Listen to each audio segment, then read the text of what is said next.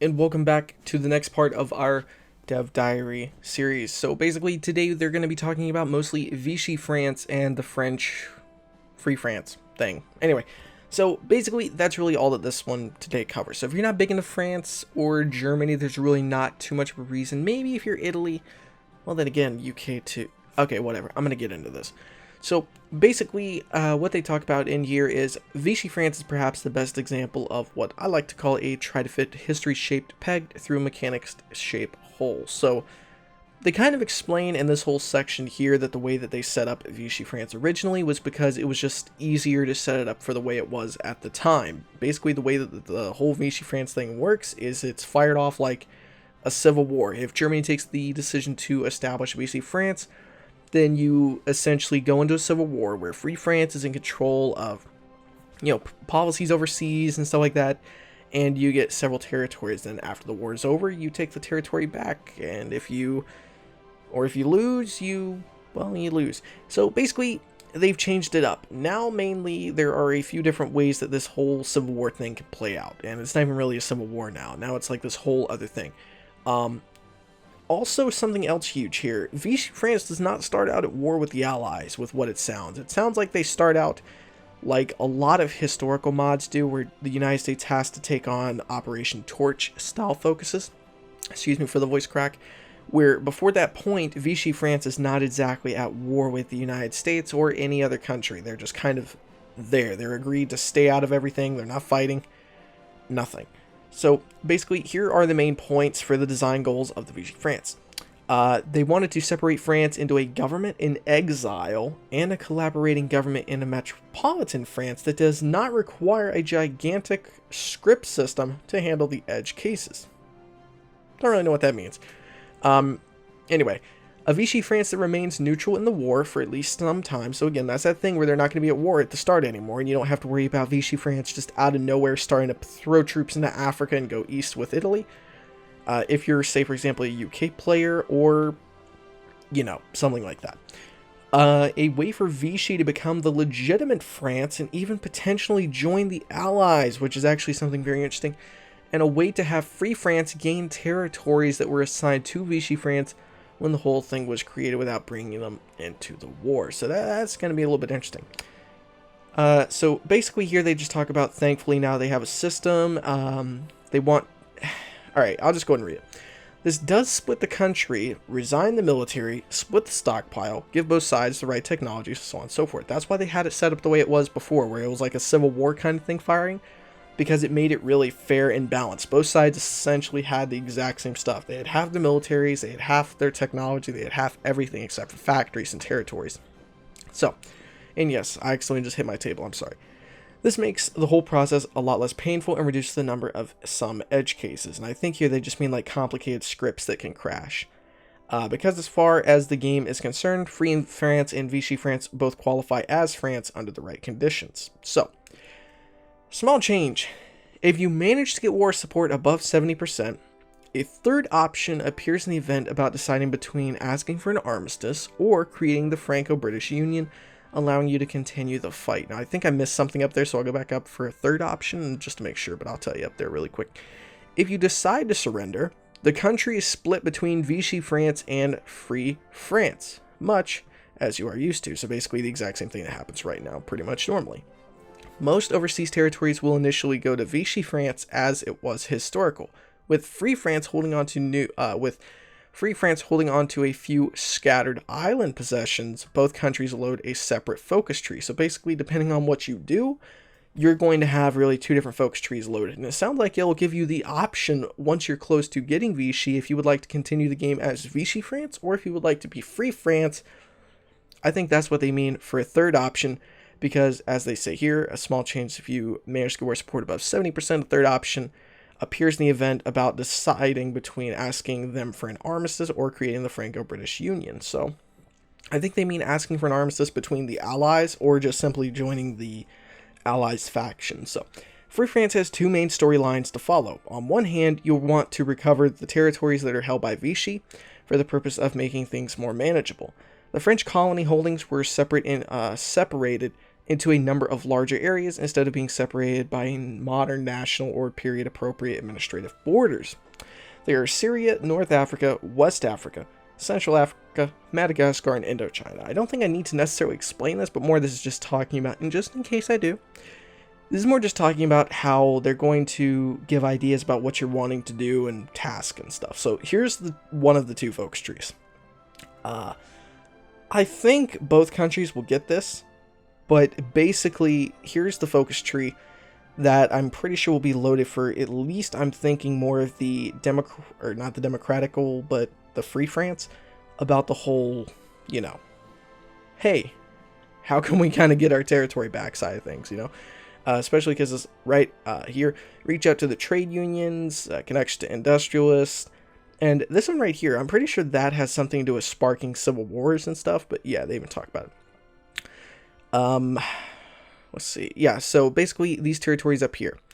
Appealing to them directly through focuses has a chance to flip a few of them to your side, but the rest will have to be converted to more direct means. One option is to promise territory of independence after the war, which is a chance to convert the territories and reduces resistance, increases compliance in the affected areas during the during the duration of the war. However, once the war is over, these areas will demand that you honor your commitment and let them go. If you refuse, you will quickly find yourself with a rather upset population resisting your administration, like France did historically in Indochina, also known as,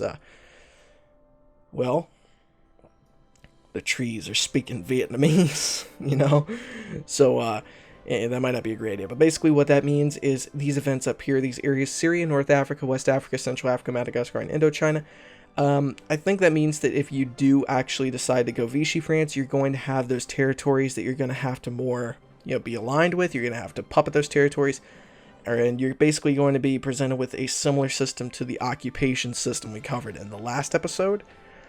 And basically you can take different events, like in here, like these intervention things more than likely, and maybe you can change the politics of those areas to lower the growth of the resistance and occupation penalties in those territories. That's at least what that sounds like to me. Option 2 is to intervene militarily in areas that you have access to, which is these right here I just showed.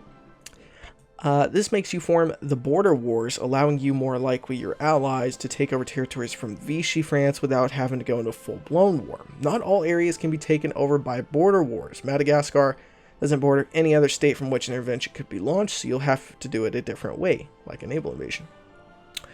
Basically here, yeah. So this one focus, as you can see here, that's a good example. Resistance target is plus 10%, which means obviously 10% more resistance, and it even says here.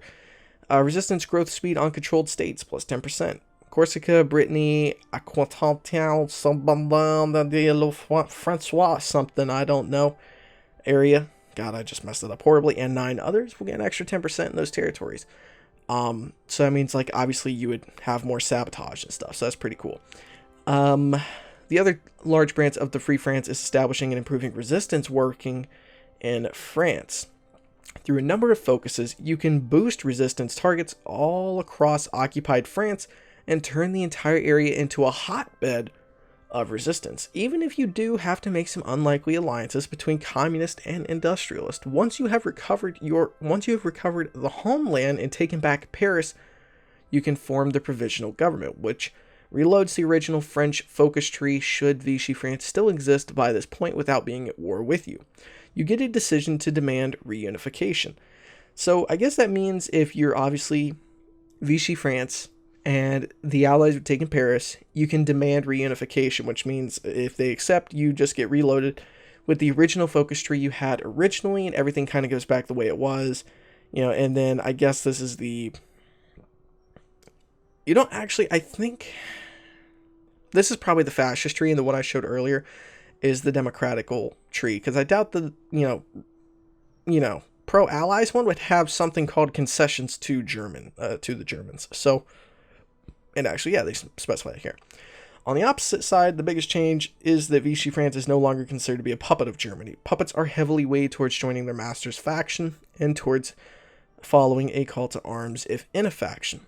I briefly considered making a special puppet level that could refuse a call to arms to set a number of scripted AI strategies to make it do so, but decided that a one-off puppet level was easily as much of a hack solution than just not doing a Vichy, than not having Vichy be a puppet in the first place and handle it in a relationship with Germany through other ways. So that's more the reason they're changing it up, and they're not going to be a puppet anymore, even though historically they really were a puppet, if anything.